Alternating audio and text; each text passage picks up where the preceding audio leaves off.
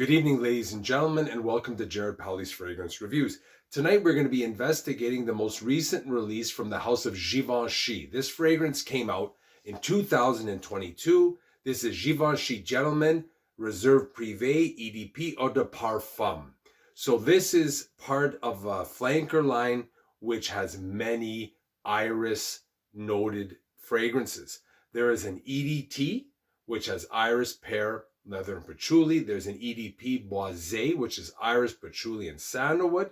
There's an EDT Intense, which is iris, bergamot, and cedarwood. And an EDP, which is iris, pepper, and black and vanilla. So this is the fifth one that uses the iris note. This is very similar to the Dior Homme line, especially Dior Homme Intense. Iris, for me, is one of my favorite notes. And this fragrance, in particular, is not groundbreaking. There's moderate differences between the others in the Givenchy Gentleman line. I have all of them. You can also take a look at like Valentino Uomo Intense or Prada L'Homme Intense, which are all iris noted fragrances and somewhat similar in its basic DNA as the Givenchy Gentleman EDP Reserve Privee. So I'm going to take this out of the box and give it a spray. All the bottles are the same in the Givenchy Gentleman line, just slightly different tint.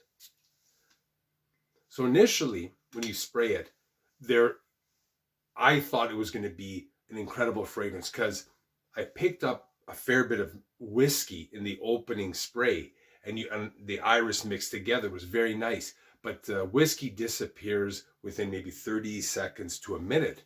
And then in the dry down, there's just less whiskey. There's more iris. It's sweeter. And it has like a chestnut vibe to it. But I wanted more booziness. I wanted more whiskey. And this was not in this fragrance. And it's advertised as a boozy iris. I don't get that. It's basically a sweet iris. Later on, the fragrance is woodier. You take in some vetiver, a little more powdery, and still vanilla iris-like. So this fragrance as a whole, like I said, is not groundbreaking. You don't really need to buy all of them in this series. There may be two if you like iris. Like I said, iris is my favorite note, so I have all of these fragrances. But to buy Valentino Intense and Prada L'Homme Intense and Dior Homme Intense, it becomes redundant after a while. And I think right now, in perfumery, iris is one of the most overused notes to the point where there isn't much difference between any of these fragrances. As per performance of this fragrance, it's decent longevity. It has decent scent bubbles and scent trails. I get about 6-7 hours.